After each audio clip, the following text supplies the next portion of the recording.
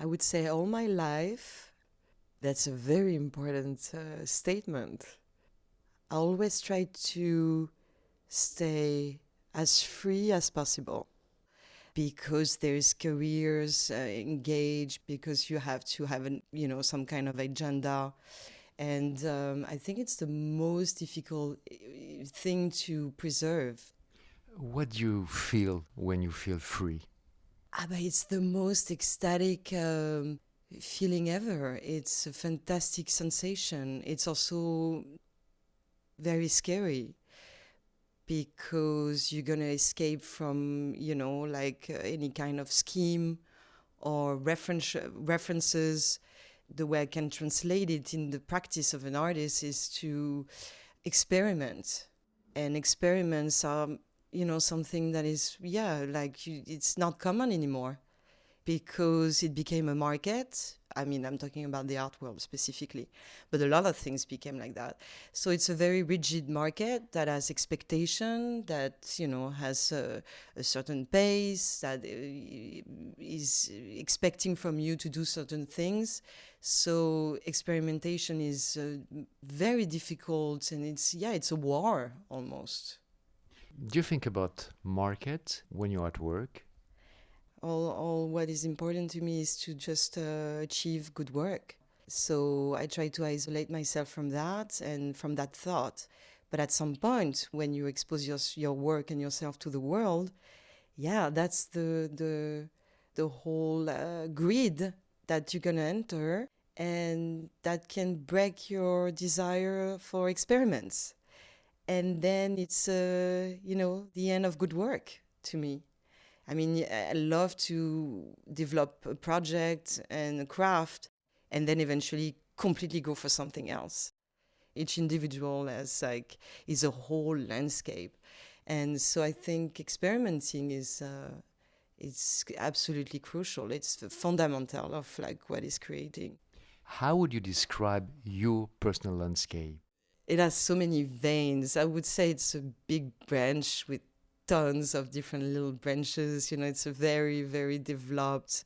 Um, it's a labyrinth. Yeah. It's something. It's an explosive things. Instead of like taking one path, we have dozens. Each time we step into a thought, dozens of them comes up. So it's actually not necessarily an easy thing to deal with. So I have to maneuver with an extremely chaotic, developed, organic landscape. How do you find your way? I train a lot of time to not open all the doors and just, focus on myself. Sometimes, just focus on something very physical, like I would just look at my feet and just focus on very simple things to avoid the brain to go in those paths and then get lost and then get anxious about it. So I have to practice that, going back to the essential, going back to the focus all the time. So you have to prepare yourself to be ready to work. Totally. And I walk before I start working. I usually walk for like 45 minutes. I walk for 45 minutes, just empty the mind. And so I can really sit at the table and having this calm. Otherwise, it's too colorful and arborescent and has so many details, and it's fantastic. Of course, I'm very happy to have that universe, inside of me, but I have also to put like a lot of control sometimes about it. And there's times where I can release it, and just like release all the dogs and let this universe invade me. But sometimes to be able to really focus, because otherwise I would do a whole day writing down tons of things that I will never use, or go in those like dreamish place, and not necessarily what I want to like have as a substance for work.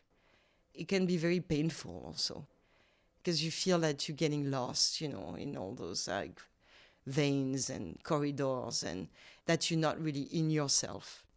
Do you like silence? I have a conflictual relationship with silence, loving it and hating it, very scared of it.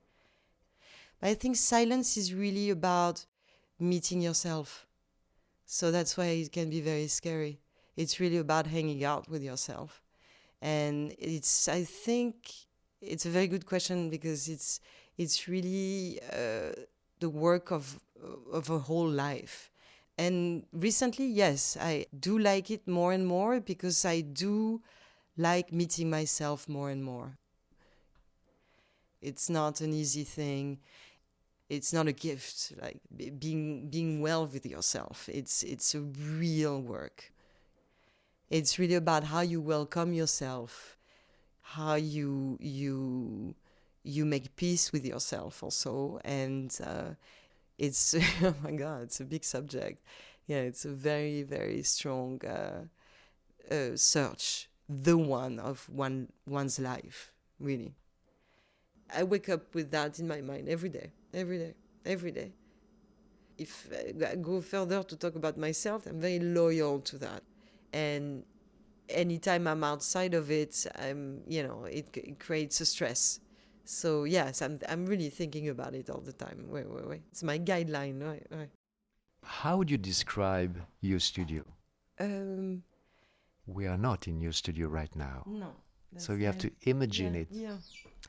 My studio is like a boat. It's in Red Hook on the water. I can face ocean and rivers colliding.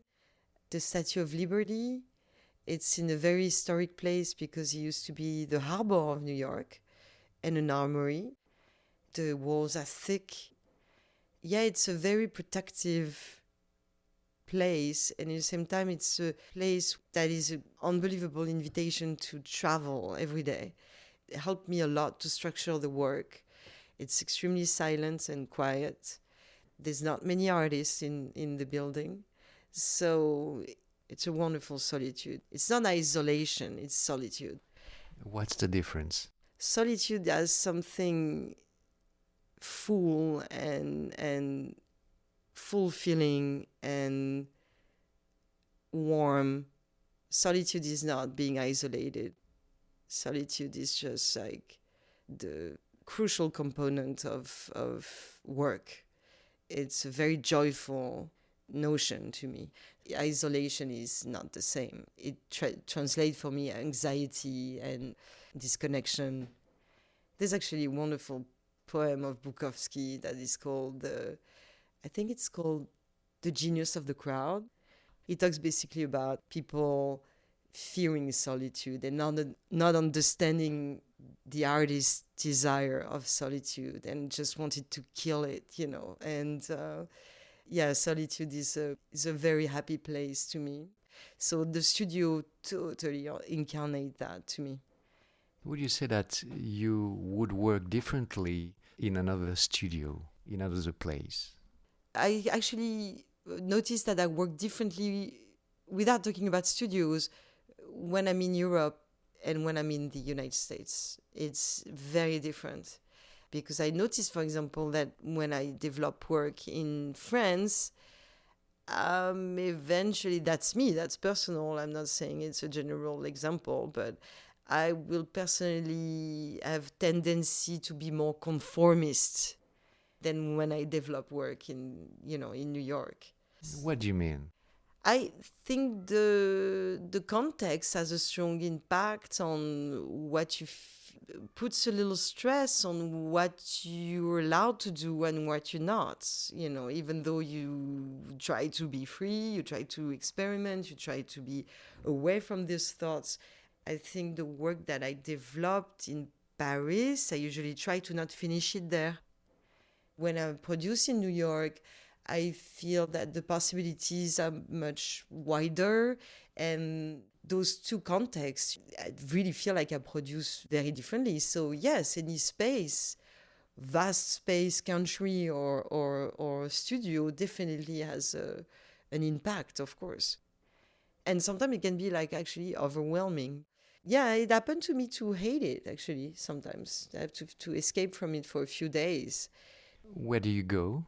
I usually go back home or I go draw in museum again, just to loosen up the hand and do the gymnastic and the practice and And Copying masterworks? I do, yeah. Getting out of the studio is getting out of yourself. And also, each time I get out, I'm seeking for people who are trying to break boundaries. I'm really trying to go see artists who are breaking boundaries.